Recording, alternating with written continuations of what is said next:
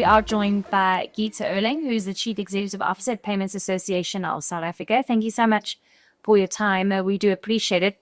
Maybe just tell us who is PASA and the role that it plays. So the official line is that we are the self-regulatory body that organizes, regulates, manages the activities of our members' payment system, which is a very complicated way of saying what we do is we make sure that money can move safely from one store of value to another in a digital form, and that if something goes wrong, it is properly managed. But what this conference is about and what we do is much more than that. And that is about leading thought leadership around the development of the payment system, running modernization projects, making sure that we have a common understanding of where we need to go in the interests of the payment system. So collaboration has been the key word, I think, in most of the conversations and the interviews. That's probably the buzzword for this conference this year. Why is that so important, especially when it comes to payments? So the very nature of payments is that you and I are speaking the same language. I can send money to you, but if you can't translate that digital money into a store of value, then there's no point. So by its nature, we're an industry, we talk about competition. Competitors have to collaborate and work together in order to make the very core functionality that we all take for granted work every day and work perfectly. So coordination is our lifeblood. I like to think about payment systems as roads. There's the core infrastructure, and then everybody competes on top of it. So whether you're a meter taxi, you're an Uber driver, you're a logistics transport provider, you have your business, you compete with your competitors, but we're a core infrastructure that enables the economy. And as an economy, we know what happens when core infrastructures don't work. Yeah. The scenario where digital money can't move from one bank account to one store of value to another is pretty catastrophic.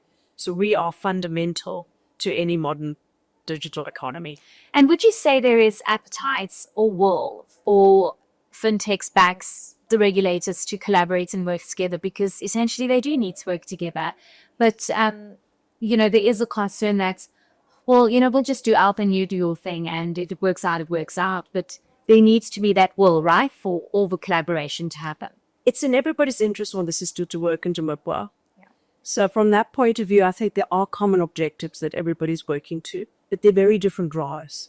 The regulator needs to create basic framework and the guardrails within which people play, and hopefully level playing fields for all of us. Some fintech who's doing something, playing on the same rules as bankers doing exactly the same thing, perhaps on slightly different scale, and the rules adjusted accordingly. So there's huge appetite, I think, for the collaboration. There is a lot of interest to making sure that the system works, that the system continues to harmonize, because we all know what happens where you don't maintain core infrastructure. So there's definitely an understanding that we need to be world-leading, or we need to be relevant to our economy and the things that we do in the payment system.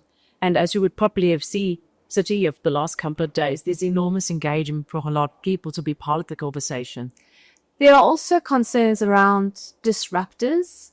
Some concerns when it comes to AI, but what would you say would be the biggest disruptor in the payment system if we had to look at now to the next 5 years? There's a list of those. We can start off with the geopolitical acts, which we've seen flare out and fragmenting global environments. Just don't want to be able to move money from one place to another anywhere in the world. And the increased fragmentation in the world that's challenged to that. That brings costs. Could we likely to develop community payment systems? So there's the geopolitical, there's the technical. And the technical takes many forms. So you've talked about the AI, which is both an opportunity in terms of spotting fraud, but is also a challenge because I don't really know that I'm talking to a real human being on the other side of the digital cord or on the other side of the screen. But also with that is different forms of money and whether we regard them as money or not. Because in the end, all the payment is I'm giving you value in exchange for something else. And you can do that in any number of ways, not all of which are formally recognized as money in today's world. So a whole new challenge about scenarios even where someone's sitting in their garage can write a new form of money and get it adopted and get it used at scale. So to some extent, we're seeing fragmentation in ways people define money and the ways people choose to give money. So technical brings some very interesting dynamics into it. And the third, probably for me, big factor that's playing out is based on what we've seen happen in India and Brazil over the last few years, is that regulators are starting to understand that by moving transactions from cash to pay to digital, you can drive GDP growth. So you can actually speed up your economy and you can create growth in your economy.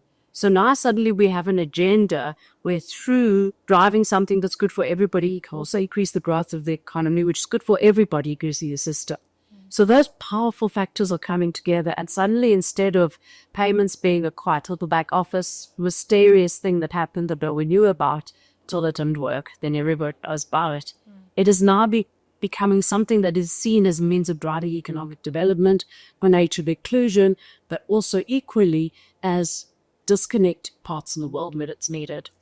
And how do we ensure that South Africa stays modernized and keeps up to date with the innovation, and that there is more financial inclusion? And it's interesting because those two things sometimes, because we have one of the most modernized payment systems, I talk to counterparts in many jurisdictions.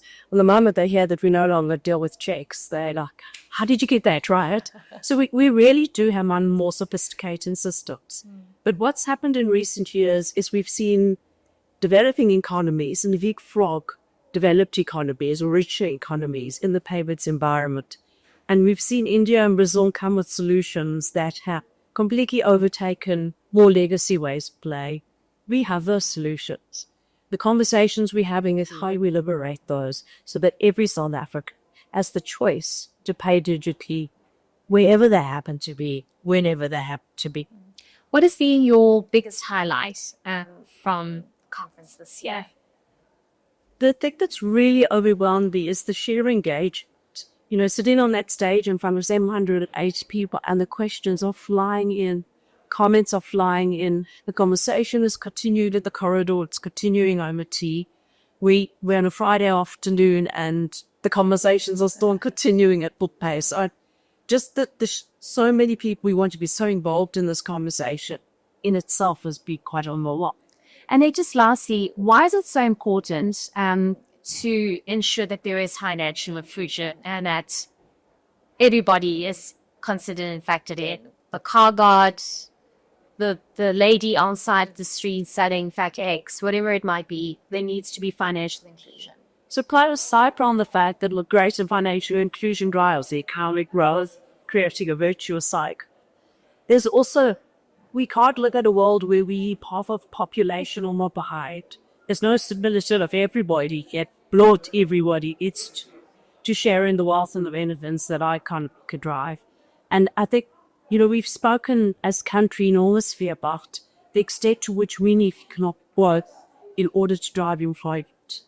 And with that comes financial inclusion in every respect. So actually, it's about humanity of human rights, and it's Thank you so much.